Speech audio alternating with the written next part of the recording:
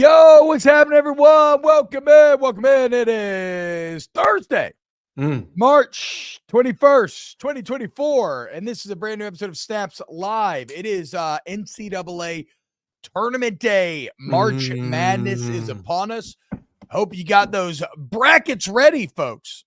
As well, it's too late now because the tournament started already. At the time of this recording, it's going on right now. Did you make a single bracket, Aaron? No. Wow. What a bum. When my SiriusXM boss told me that we're cutting down to one show and you don't have to cover basketball this season, I stopped watching basketball. So Aaron, have you ever heard of the paradox of choice? No. So this is that, you would think that you want more choices, right? More choices is always better with anything, right? That's generally what we think. Mm-hmm. But what we kind of see is that the more choices you have, the harder it then becomes to choose. So maybe it's not desirable, right? Like, I think we've all gone through situations where you and your wife have sat down to watch something on Netflix or whatever.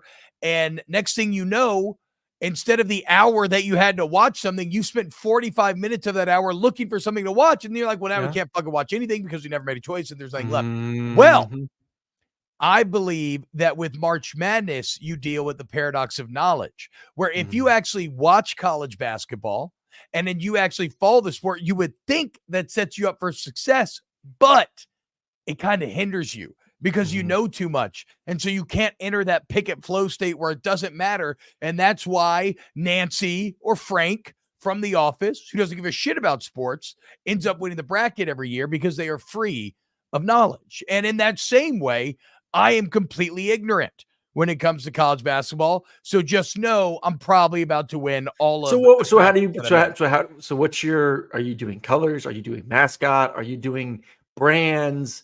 Like, what's the juice you're putting, what's the decision? I feel it in my balls and my gut. There you go. My intuition, if you will. It's who's your big Cinderella then? No idea. Don't remember what I wrote down. Does not fucking matter. I think I do like Will Wade, so I think I have McNeese winning a few games. I don't fucking know, dude. Again, I don't know. I don't know anything about the sport. But it's fun to gamble on and or watch the next couple of days. You're gonna fucking actually put money on a sport that you have no idea. Yeah. I can figure putting a bracket together, but actually throwing money in something that I have no idea who the teams are and who's performing and who does what or what the matchups is seems kind of fucking stupid. I don't know, but this sounds dumb, but like, I think I won like a couple hundred in last year's tournament. So I don't know. I'm just going to try to repeat performance. I mean, but again, I only do it. It's like when I talk about like, the only time I really ever watch college basketball is when I'm in social settings and it's on the television and all the boys need something to cheer for. So we just got to put some money on it. Yeah. Look at Bo Kinney. The only sport I watch is college basketball, and I won my friend group March Madness bracket twice. So there you go. You want to be free of knowledge. Zach, bro, don't gamble on March Madness. Well, just gamble what you can afford to lose. I don't want to go full Shohei Ohtani here. Have you seen that story? God. Is it translator? Yeah, but it gets weird, right? Because he sat down, the translator did. Shohei Ohtani's translator and best friend paid off $4.5 million in debt that he owed to a bookie. Shohei paid it off for him. And on Tuesday night, he sat down with a translator or with ESPN for 90 minutes. The translator did. And he told ESPN all about how, look, Shohei agreed to help me out. Shohei never gambled. Shohei wouldn't give me the money to pay off the bookie because he didn't trust me not to gamble away. So that's why his money is on the checks, yada, yada, yada. Well, between Tuesday and Wednesday, the story completely flipped. And now the translator is saying Shohei had no idea about any of the gambling. He had no idea that I was using the money to pay off, or that he paid off the bookie for me, and that I stole the money from him. So it's getting very, very sketchy in the Ohtani. Very sketchy. All right, let's welcome in our guest today. $4.5 million. How's it even possible? Bad bets. You know who wouldn't make that mistake, Aaron Murray? A professor of finance. Okay. Yes. And we are lucky enough on today's show to be joined by Professor of Finance himself, the truest Renaissance man in the most true sense of the word, Bobby Carpenter, meathead extraordinaire. He's still running the Ohio State conditioning test. He's hosting daily shows on both his own show, the Bobby Carpenter Show, national shows with Sirius. He's the captain of the Buckey Cruz. He truly does. Bobby, what's up, brother? How are we feeling today? I appreciate all the introductions here and the long list of pseudo accomplishments, I guess, but just happy to be on with you guys. Excited to be locked in here. That Shohei Ohtani bit, that's pretty interesting because anybody that's been tied to gambling has been at least booted for a year.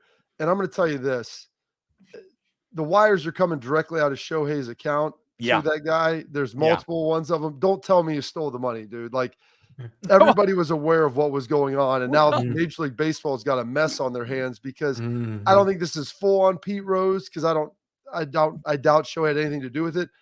But there is money leaving his account going to an illicit bookkeeping operation. It's not even legal. So tell me how this is supposed to be washed away because I'm curious to see. Well, it's especially insane because, again, don't tell me you stole the money because literally Tuesday night you told me you didn't. And then Wednesday, suddenly everything's like, no, I actually did steal the money after the lawyers got involved. So by the way, it's his like childhood friend. Like they've known each other for a while. Dude. This isn't some random dude assigned to him. This thing smells to high heaven. Rob Manfred's just happy that they're actually over right now in Korea, I guess, and not here where people will be digging in. It's so funny. Am I dumb? But I'm like, Shohei just looks too nice. I don't think he did anything. I don't think he did anything. I actually believe him. He just looks too kind. I think he's fine. And I know this. If I'm the MLB, I will commit every crime I possibly can to make this shit go away. You are not about to get me to punish Shohei Ohtani. No. I don't know if this is all reminiscent of the Michael Jordan NBA stuff back in the day because I've never dove deep into that. But you best believe I'm doing everything I can to protect Shohei's name. I mean, Coach, you may have to get like some bags of cash and be dropping them with some FBI officials. This is like a federal matter. Like this is not something that this is going to be swept under the rug.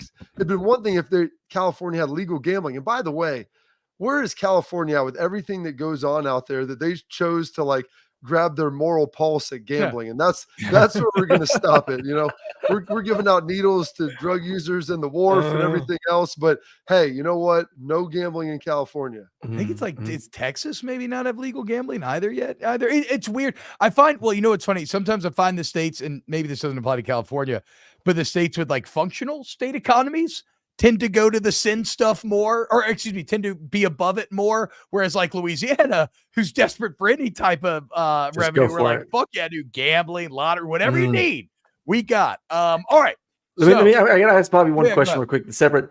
T-Bob brought up the conditioning test that you do. So you do the gassers, you time them for your birthday, all that good stuff. Dude. Unbelievable. So I'm on the Peloton. I actually did a little Hidden Hills workout this morning. So I'm sprinting pretty good. Like I'm feeling like, I'm like, all right, would this accomplish the actual test?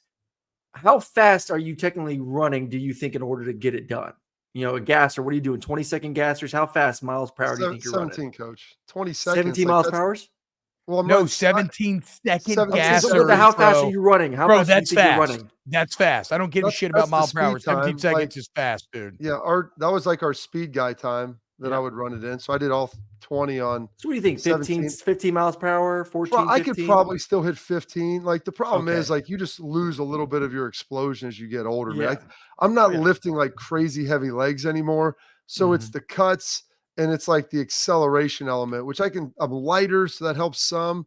But I lift legs a little bit, but I'm not loading up like, you know, Chubb and squatting, you know, 495 for 12. See, I did 20-second sprints today, intervals. Oh my God, here we go, dude. 13 miles per hour. I just want to know, like, would that get it done? You know what you want to do, Aaron? You know what you do? How about you don't be a pussy and you go run it on the field if you really want to? Like, you know what I'm saying? Like, I like the comforts of the gym. Exactly. Exactly. Aaron, you're probably plenty fast now. It's not the straight line stuff, man. It's the change of acceleration, the stop, and then drive back out of the hole. Like the last 8. I'm like dreading slowing down because my knees and back hurt. And then the reacceleration is what's brutal. That's what I don't want to do. I don't want to do that. No. All right, so let's go ahead and dive in today. We got a lot of Ohio State stuff to get to. And I do have a Lord of the Rings question for you in a bit, Bobby. But first, how was the Buckeye Cruise? It was really great. I mean, they raised like close to $4.5 million this year for the cancer hospital. Let's go, fun now dude. in the NIL world where you can bring like current guys on, and you guys are a little younger than I am, so you got maybe the fringe of what college was like before, like social media and like camera phones, like that were good. Like I had a camera phone, like probably my rookie year in the NFL, but I mean, it looked like the amateur leprechaun sketch that you can find patrolling around the internet. Like that's what it was getting. And because all these guys, like, they were like, hey, what was it like when you played? And so we start talking about the workouts and stuff when that was different and harder. But they're like, no, what was it like to go to college then? Because the college experience now is like a pseudo professional experience and you're in the fishbowl. Whereas I was like right on the edge of that, where I played with dudes who were still from the mid 90s ish, like the 5th year seniors were getting in like in 97, 98. So they were fully there. Like back in the day, they played with guys. You guys maybe not even know this. When you would go to bowl games, like in the mid 90s and prior, they would give like 20 rental cars to like the upperclassmen, and you would like have a partner. Yeah. Luke Fickle told me this, and he's like, oh yeah. He's like, it's like Braves and I had like a rental car that we would share at like the Rose Bowl. Like, how is that possibly even a good idea at all? That actually, I feel like whenever I hear a story from the old heads, it's always just about fighting. I feel like everybody just used to fight constantly. Like that's the main Roadhouse-esque. If you start thinking like that's a lot of their college, I think was like basically pulled out of Roadhouse. Yeah, we debated this the other day. We talked about someone in the chat asked us, when would you, if you had to choose a different era to play in, when would you do it? And we initially started with like, I think T-Bob said like the 70s, maybe like the 90s. I remember Matt Leinart was talking about going clubbing with the celebrities in LA. And I was like, why not this era? Because you can get paid a shitload of money. Like, that's pretty awesome too. What era is the best to be a superstar athlete at Ohio State or Georgia or LSU? Yeah. Well, here's the thing, man. Money can buy a lot of things, but it can't buy every experience. You can try. If you've ever seen Office Space, if you get $1 million, I mean, what would you do with $1 million, But I mean, you're obviously paying for it. To me, and maybe this is just because it was when I was like watching it and far enough away that you glamorize it. But there's something about probably like that decade of like 86, 87 to like 96, 97, where it's modern enough that you're on national television and like guys are stars now and you're like well known. But you can also be big man on campus where they're still calling the coach if you're getting in trouble. And you're not like blasted on the news. There's no social media. Dude, you like walk into a bar, hey, you want to get some free drinks? It's cool. You get the best looking girls. Yeah, maybe you're not getting, $500,000 to play, but you get an experience that those guys today honestly would probably give up a lot of that money to go live for that in a weekend. Bobby, real quick here. Can you, I don't know what the hell happened. Some static just started popping up. Can you log off and log back on? I don't know exactly what's going on there, but we're having some sort of a technical difficulty here, and we'll get you back here in a second. That's a good answer though, Aaron, right? Bobby kind of hitting the best of both worlds because you have national profile. And so you get a little bit of that taste of like the fame and like you said, the benefits of fame, but you kind of avoid a lot of the downsides where you're not. I think it depends on position too. Like me, if I'm a quarterback, knowing that I'm going to make $2 million, I don't know if I could pass it up just for some good times. Oh, hell no. Look, I mean, I don't know. I think I'd take the money, but I don't know. It's still a solid answer. Bobby, what's up, man? Let's see how we sound.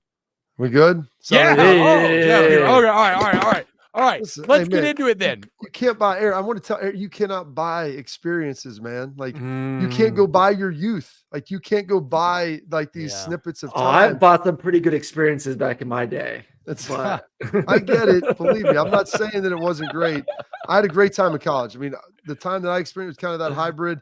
These guys now though, but they're in the fishbowl, man. And like they hang out at each other's houses and don't get to do any fun stuff. No. God, it would have been tighter to make more money than I make now, though. It would have been tighter to make more money than I make as an adult, but that's whatever. Bobby, Ohio State, this is make or break. This is the year. Harbaugh leaves Michigan. Penn State's Penn State. You have amassed a war chest of players, adding guys like Judkins and Downs in the offseason. I think we all agree it's probably championship or bust for Ohio State. How about this? Because you have all the elements, but then there's Will Howard.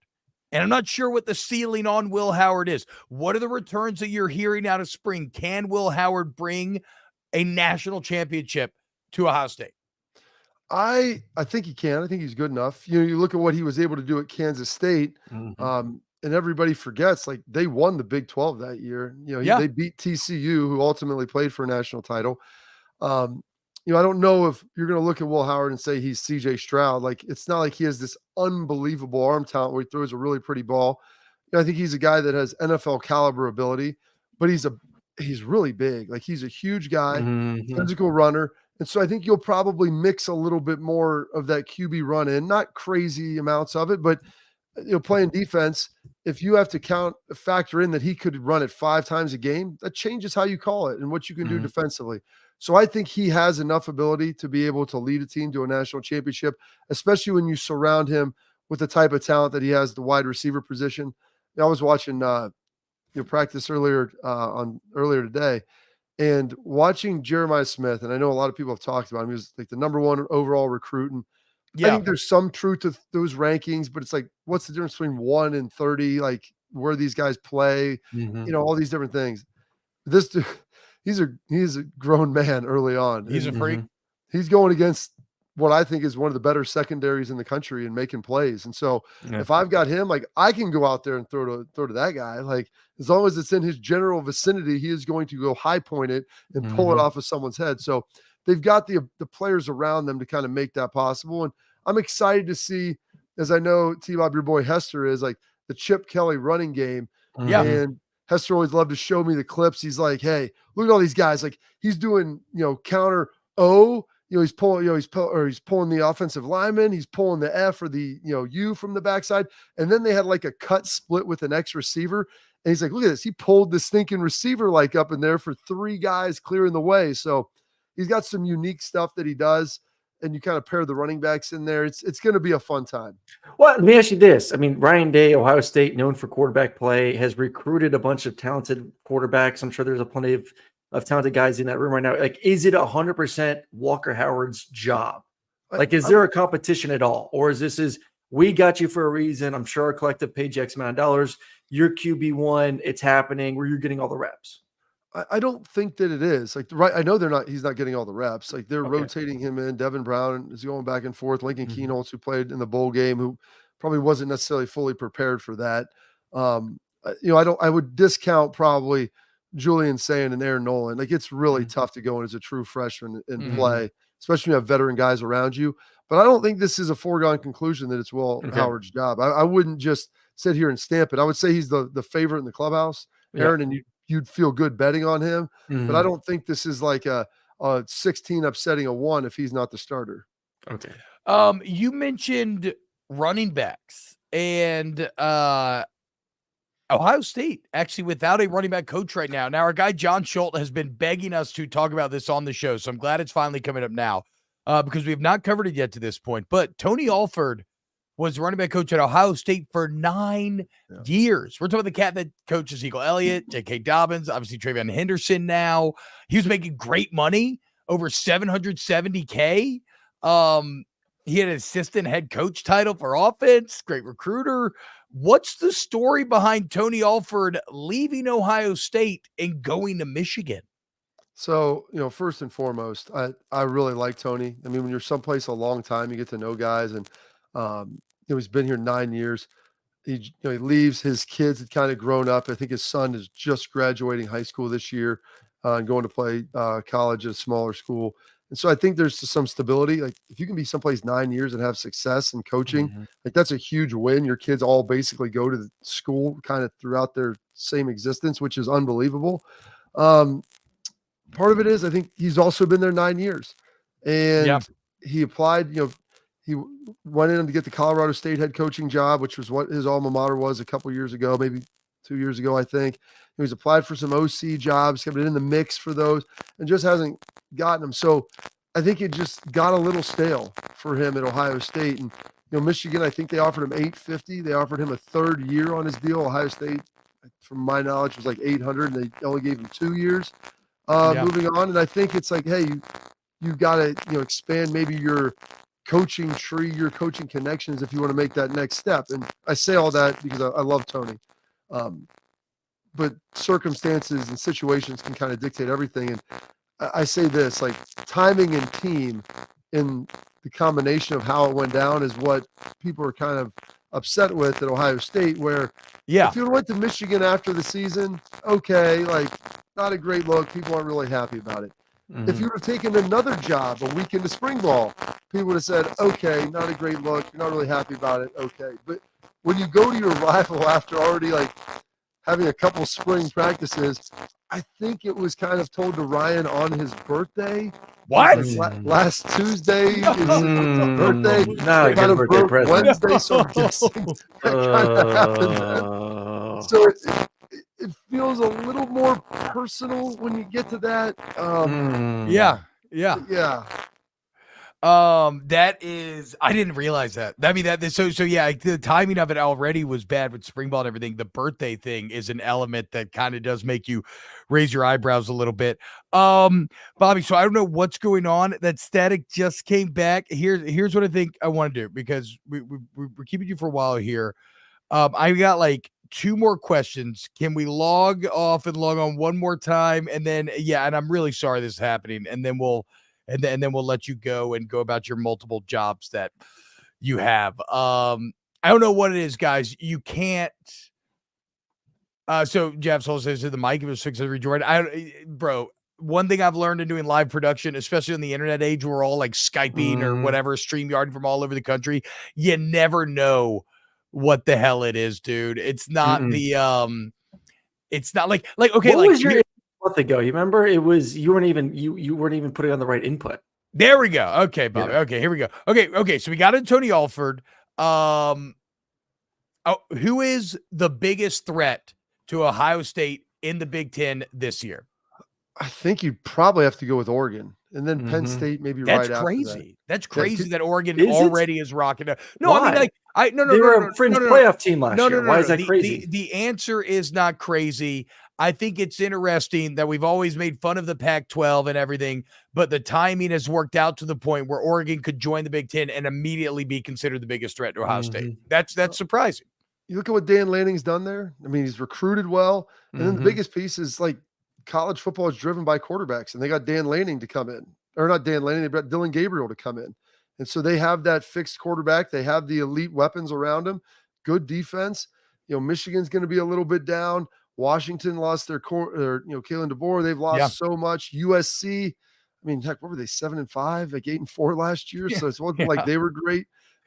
Penn State, I think, will be better, but I think it's got to be Oregon. It's just crazy to kind of think that when you're talking about, hey, it's like Texas and Oklahoma being in the Big 12 or the SEC. It's like that's not really a team that you think of when you're talking about who can challenge for a conference title. All right. A lot of people are saying obviously the pressures on Ohio State to win a national championship, pressure on Penn State to just make the playoffs. That 12-team playoff seems like it's perfect for a team like Penn State that's been very consistent around that, obviously 10-2 mark, just can't get past Michigan and Ohio State. Is that the feeling you think for Penn State? Like, you have to at least make the playoffs this year. I think that is real, because if you look at it, guys, I mean, the SEC and the Big Ten are probably going to get 7, maybe 8 teams combined. And so if you're a third team, you're getting in for sure. Fourth team, if you've got like the right wins and maybe you're 10-2, you can slide in there.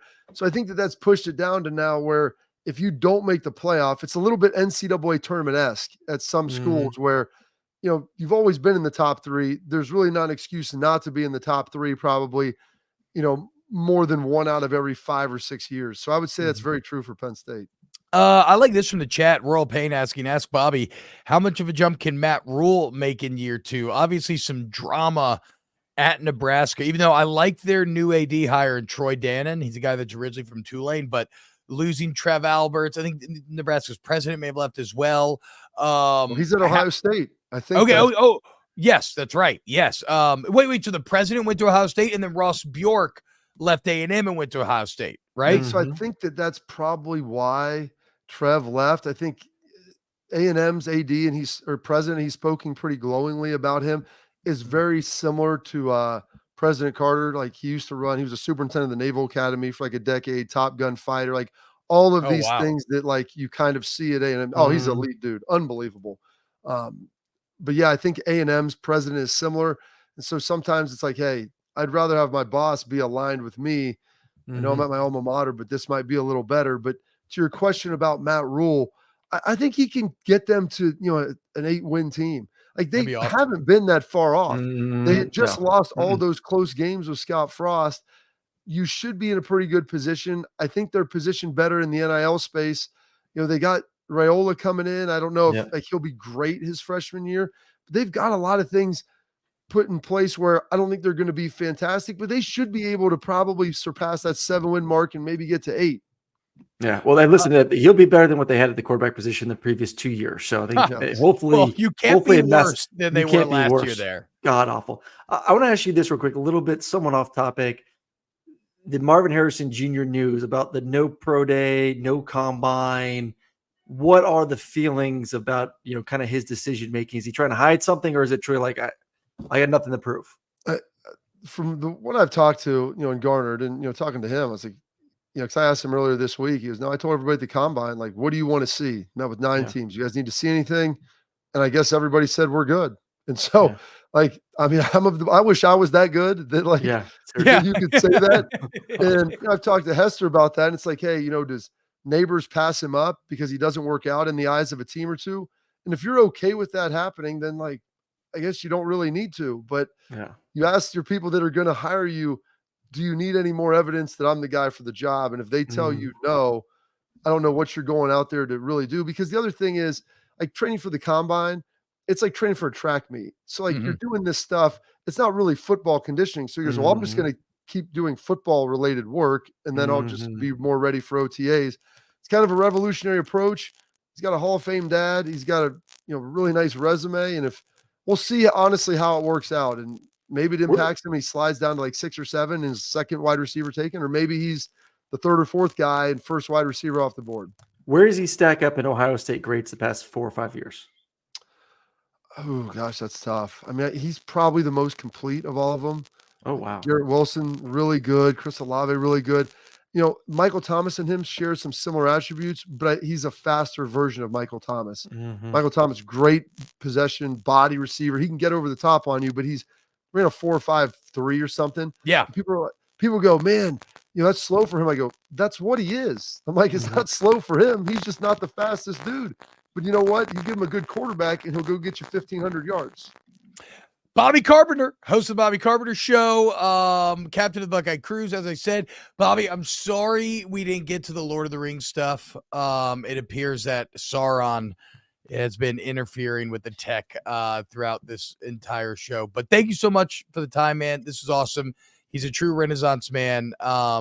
And we have to do it again closer to football season, in football season, whatever. I miss you and Jake on Fridays as well. That makes me a bit sad. But I hope you have a great day, my friend. And thank you for coming on Snaps today. Thanks, appreciate it, Bobby. All right, later, man. Yeah, I don't know, bro. How, like, see, this is what I'm talking about, technology being weird. And I hate this because this pisses me off because, like, I really I could have talked to Bobby forever, and I do love that man.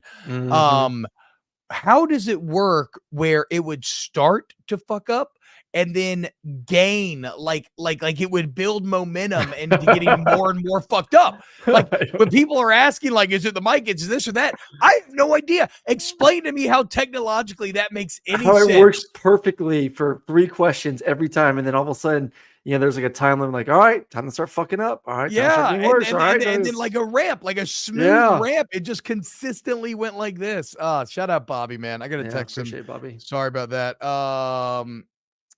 Damn, I forgot to tell him how long too. Ooh, oh well, 30 minutes. That's cool, right? All right. Real quick, we gotta get. Have we not talked about Kaden Proctor on this show yet? No, we haven't. I think it happened right after our show on Tuesday, I believe. Okay. Is when the news dropped. Yep. Okay, perfect. We got to get to some SC schedule news. Kaden Proctor, keep it locked after you hear from our friends at DraftKings.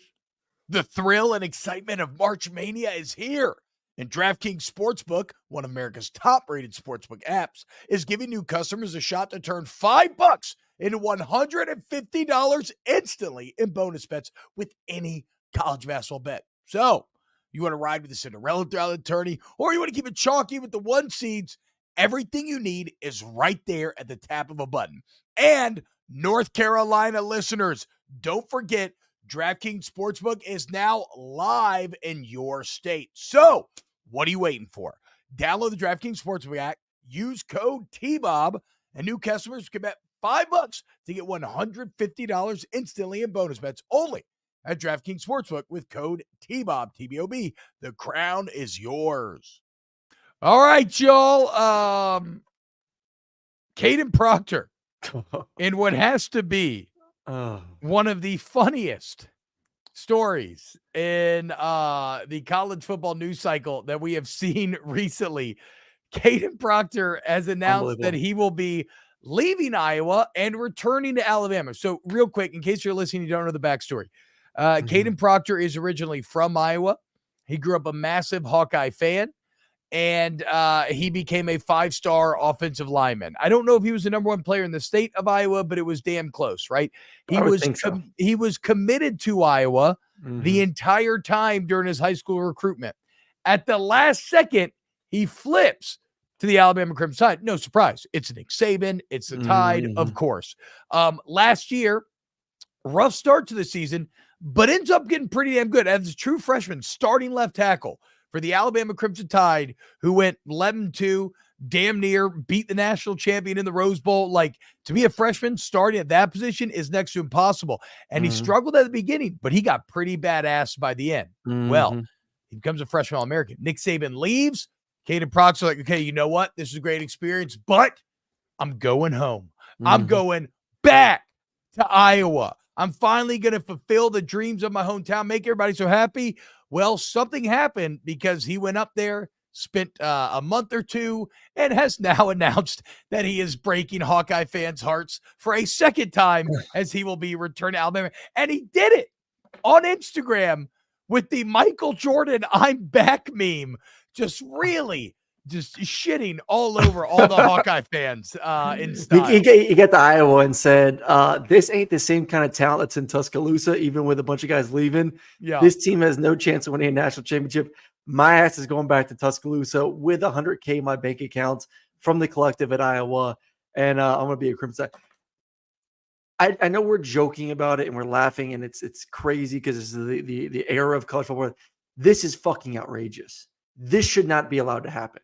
You should not be allowed to leave, go to another university, and 3 months later turn back around and then go to another university. Wait. Hold on now. No. We just talked about Trev Albert's leaving.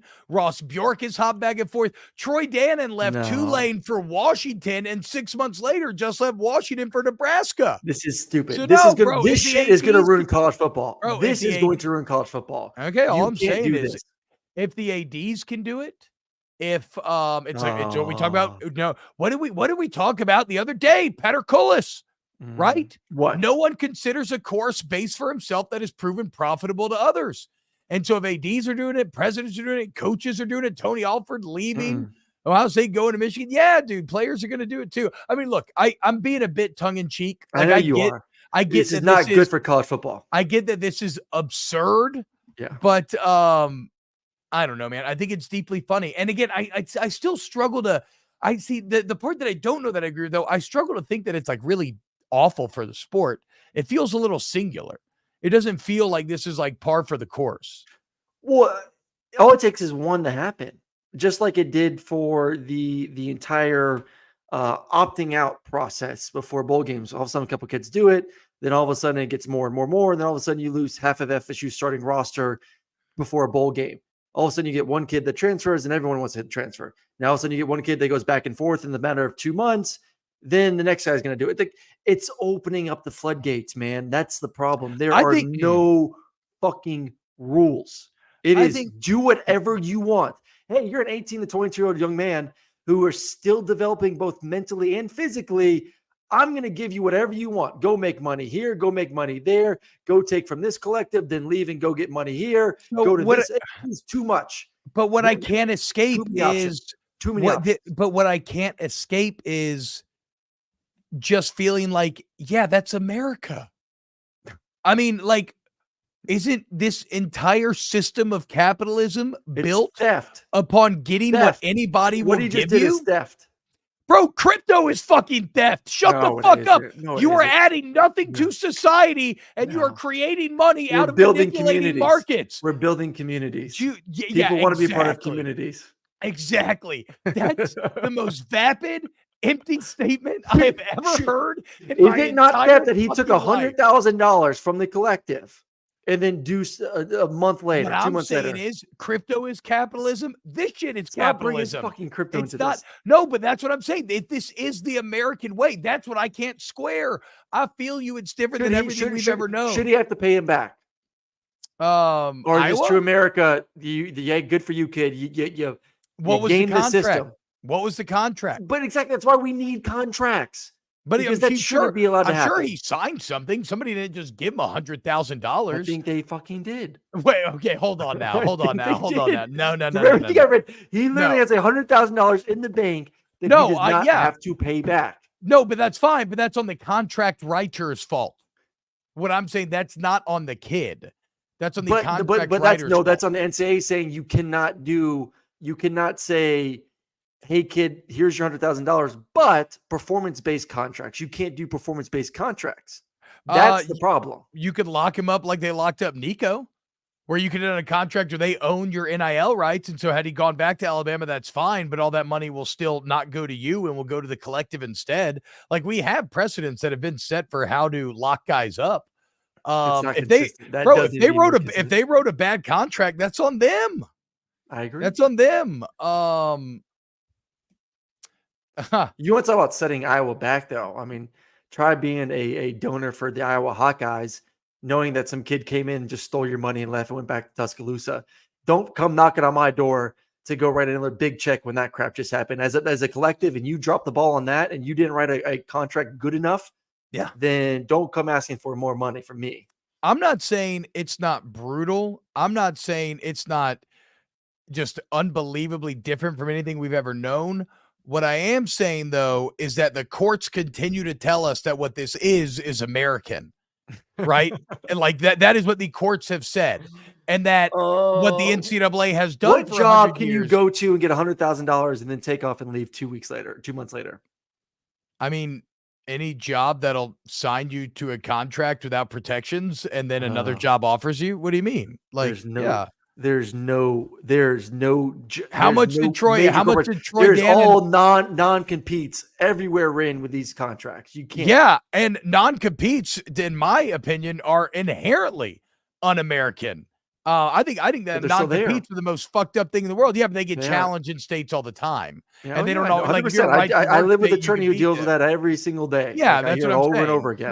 So let's not act like non-competes are 100% believed in either way. All I'm saying is the NCAA continues to tell us that you cannot cap these cats' earnings. Okay. Yeah. Or excuse me, not the NCAA. The courtroom keeps telling us that. And so that's what you have to figure out. And again, I mean, we're talking in circles here because what's the only way to do it? To do some sort of collectively bargained agreement. But that's going to take a very long time. There's a ton of moving parts. And I don't even know if it's realistic. Can you collectively bargain on behalf of that many people to become a union technically? Like, I'm not sure. Locke Hesse says it's being reported that any money Proctor got was from corporate deals, none from Iowa collectives, for what it's worth. I don't know. I wonder if I know. I agree with this. Any non-compete should pay for the salary for the term of the clause. Sure. If you want to do that. Yeah. And non-competes are illegal in many states, as Zach points out as well. I don't like it. I'm just gonna be honest, man. Just if you ask me straight up, like, is this good for college football? I don't think it is. So I'm not saying I'm not saying I like it. What I'm saying is, though, there is never going to be the toothpaste is out the tube. Yes. You're never going to go back. And so you have to figure out how do we operate going into the future. And And let's also be clear. I'm not a major corporate CEO, right? I'm not a major corporate shareholder. So yeah, my own opinions and inclinations are probably to lean towards labor. And so if you're going to tell me this kid got $100K and kind of gamed the system and went back, like, I'm like, good, fuck him. I don't give a shit. What do you think the true reason is, though? Like, I doubt Kaden Proctor was thinking in advance of like, oh, I just got this offer from Iowa. Guess what? I know I can transfer back and forth. I'm going to go there, get the money, hang around for a couple months, and then head back to Alabama. What do you truly think happened? I think it's way more sincere than that. I think he was like, man, the idea of returning home seems great. Nick Saban's gone, yada, yada. And then he gets there and he's like, damn, these facilities aren't nearly as nice. This team's not nearly as good. I don't know if I really like playbook is pretty vanilla compared to what I'm used to. Yeah, like, am I really being set up for the NFL here? Kalen DeBoer is definitely a more exciting coach than Kirk Ferentz. Like the reasons why you would leave Iowa and go back to Alabama, I feel are many and are very surface level. So I don't think it was anything nefarious. Like, I'm going to game the system, because he's incurring a lot of bad headlines here. Oh yeah. And doesn't he have to stay, through spring? Doesn't he have to stay through the spring at Iowa too? That's awkward as hell, having to go to class now. Basically, as he's a big son of a bitch. He ain't hiding public from enemy anyone. number one. No. Yeah. So Royal Pain says, no lie, the Bama players are really fired up by the change of practice. The way DeBoer is doing things, making a difference. Look, I think that's true. I saw the same thing at LSU, where even though but those you may get pumped, but are they going to result in the same kind of results? That's what I was going to say. I think Kaden DeBoer is a better coach than Les Miles, to be clear. But when the Saban guys went from Saban to Miles, they were like, holy shit, this is like way tighter, because in ways it's easier and it's different, and different is always new, and new is generally exciting. But we have to see what results you can't it will show. Well, it was like when Tom Brady left New England, and everyone knows, kind of how that ship was run there in New England, and went to Tampa. It's a whole, it's just two different styles. And obviously Nick and why am I drawing a blank right now? Former coach of New England, Bill Belichick. And obviously we know how close those two are. Ran it very tight with how everything was organized to the grind, and you kind of lived at the facility. And then he goes to Bruce Arians, who I was with in Arizona for a little bit. Yeah. And Bruce is like, you get in at like 8:00, you meet, you ran practice, and you're out by like 2 or 3. What? It was crazy. Oh, dude, I was like, at 3:00, we were done. I'm like, even in Kansas City, we went to about like 5:36, and then we stayed in for more quarterback stuff. But like, everyone was almost out of the facility by 4. It was empty. And Tom's kind of like saying, like, damn, I'm used to being in New England from 6:00 to 9:00 at night. So yeah, like, it's probably a better quality of life, I'm sure, than the way Nick Saban ran it. But once again, you cannot argue with the results of championships. So will that result in championships? I don't know. Yeah, and again, all I'm saying is I definitely understand, though, if there's a lot of positive news coming out from the players themselves, I could see that. George Mott said, Cole Cubic said Bama Pro Day was strange to hear people talking loud, music playing, laughing, nothing like it used to be. Yeah, new sheriff in town, folks. And yes, John Doman saying Saban is regimented, every minute's planned out. Yeah, that's absolutely how it is. Brad Bush, you guys fill out your basketball brackets. Like, had UConn winning it. I think I did Houston winning it in one, and then I think I randomly ended up with Tennessee in another. I saw one video of the Japanese Steph Curry on Nebraska, though, and I think I put Nebraska in every Final Four bracket that it did. So that's how it's done, boys. Let's fucking go.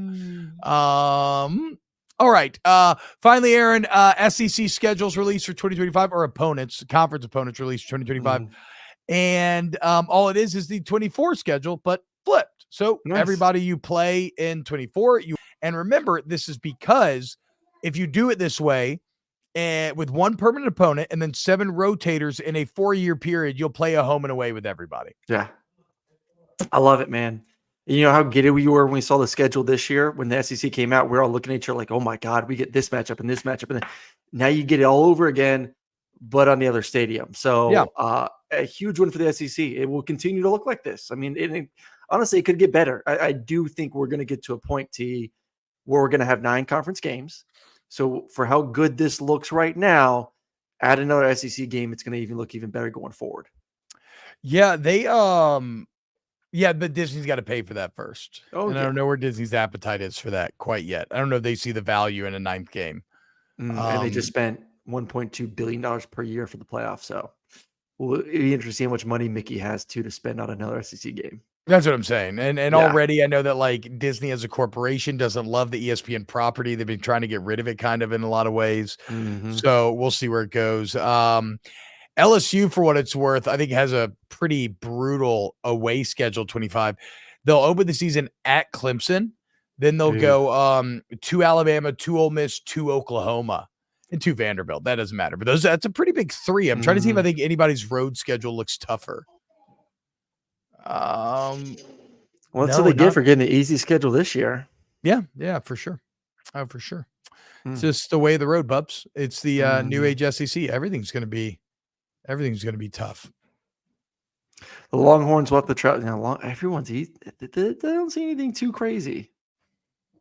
Texas A&M has to go to Arkansas, LSU, Missouri, and Texas. I would say that's a pretty good. Yeah, if Mizzou stays good, that's another big 3. You have to travel to for sure. For sure. What does Florida have? Florida probably has to go like to Georgia, to Bama, to their. I was about to make a joke about how they're randomly going to play the game in Athens just to fuck Florida and Napier. Arkansas is a pretty tough go. They got 4. They have to travel to LSU, Ole Miss, Tennessee, and Texas. Yeah, that ain't easy. Arkansas got bent over a little bit. All right, that'll do it for today's snaps. 14.9. We're stuck at 14.9, guys. We got to get to 15. How can you help the cause? We're talking 1,000 subscribers here. You can text your friends about it. You can share 100 your subscribers. 100. You can hit the. No. I meant 15,000. That's what I was talking. 15,000. You said we need. How do we get to 1,000? Yeah, no, 100 more. No, I worded it wrong, but yes. Did. We need probably less than 100 more. Yeah. The point is you can hit the like button. That helps. You can sub. You can hit the bell for notifications. All easy free ways. You can text your friend group about it. Text your parents about it. Text your girlfriend and her friends about it. You can also, if you're listening on podcast, you can rate, review. Hey, my friends who listen, I bet you little chuckle fucks haven't rated and reviewed it, have you? Okay. Well, fucking do it. Okay. You're supposed to be my closest friends. Get it done. And when we hit 15, what an incentive, guys. Aaron Murray's going to chug a beer. I know. Let's go. I know. Shocking stuff here. Shocking stuff here. Yeah. Call your congressman and let him know. I agree. Damn Good Dog podcast. Seriously, thank you all so much. We love you. No bots, Zach. I have a strict anti-bot rule. I don't ever want to be view botting. I don't ever want bot subscribers. I want our subs to be real and be here because they actually love the show. But the offer is appreciated. For real though, love y'all. And I hope everybody has a great weekend. Best of luck with your brackets, even though we'll all be fucked come tomorrow. And we will see you Monday. Oh, and thank you to Chris Tran. PG's out on vacation. Well earned. Shout out PG. But thank you to Chris Tran for running this show today and doing a great job dealing with the technical difficulties. We love you. We'll see you Monday on a brand new episode of Snaps.